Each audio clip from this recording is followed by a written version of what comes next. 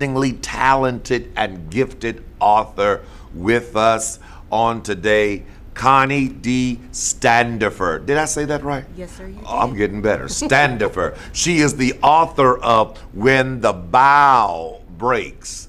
As bad as I want to say when the bow breaks, that will be incorrect. When the bow breaks. Listen, welcome, Connie. How are you? I'm doing outstanding. How are you? I'm doing absolutely fantastic. It's a blessing to have you. It's a privilege having you here on our show, on the set with us. And this, sister, this is something else you have here. Well, thank you so much. This is some powerful stuff. Before we get into When the Bow Breaks, tell us a little bit about yourself.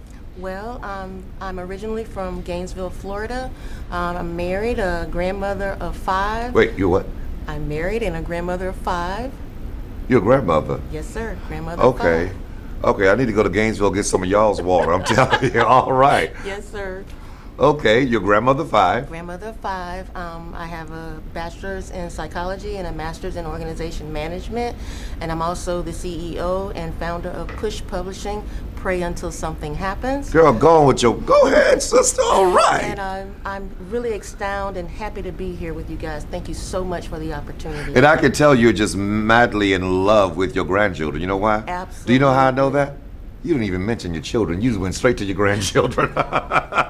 So I know you are in love with those they are definitely 5 grandchildren. Yes.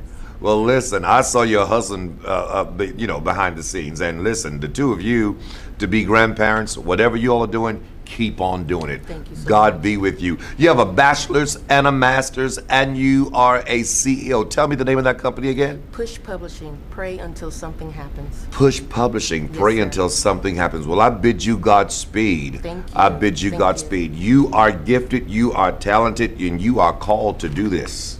You are you so called to much. do this, okay? You're called to do this. I'm sure I'm not the first person ever told you that. I'm sure your husband is your biggest fan. I'm sure he told you the same thing. Listen, what was your inspiration for this mind-blowing book right here? Well, I'm so astounded that you asked that question. That's a very important question because the birth of that book really did not start from me. Okay. The birth of that book came from God. Because of the experience, I'm a firm believer of turning your pain into purpose. Okay. And I was grieving over the loss of my mother. And I really did not know how to move forward into tomorrow because I was so accustomed of having that support system there for me.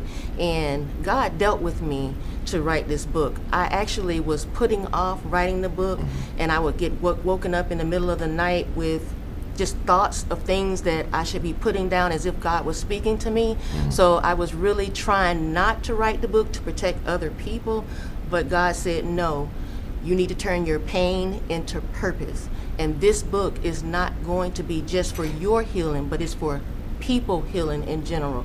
When you think about what we're going through right now with COVID out there, and so many families are losing their loved ones, and it's so devastating. It's devastating to lose somebody when you're expecting the loss. It's even more devastating when you have no idea, that you and I can be having this conversation and can walk outside the door and be gone tomorrow. So that was the reason and the birth of this book.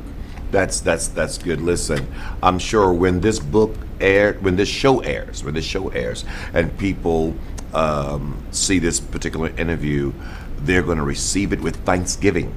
They're going to receive it with thanksgiving because this is so needed right now. Because as you just stated, so many people are losing loved ones that are just healthy, thriving, just living their life, and the very next day they are gone. Yes, sir. They are gone. So tell me, what was so unique about your mother's passing?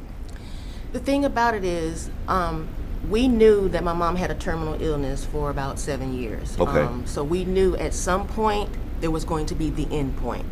However, you go through the whole situation of learning about the illness and learning what to look for, what not to look for, being supportive and all of that. So I went through all of those steps of learning and understanding what the illness was and what the end result was going to be.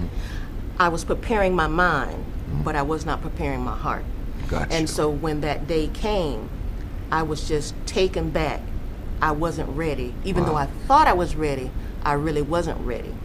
Well, that reminds me of my experience when my grandfather passed.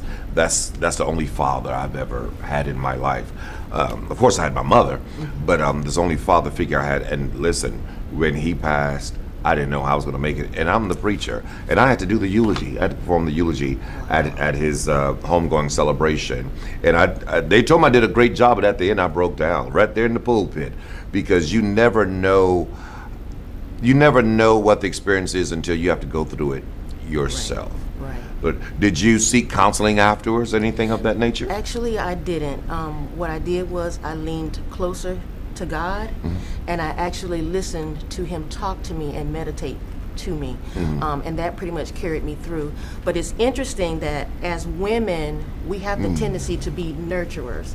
So I actually put myself on the back burner to make sure that my sister, my dad, and daughter, and grandkids, and everybody were okay and going through the motions. And I really put myself on the back burner, so I didn't grieve in public. I grieved in private. Wow. And most of the time, my husband was right there by my side. Awesome. But he wasn't even aware.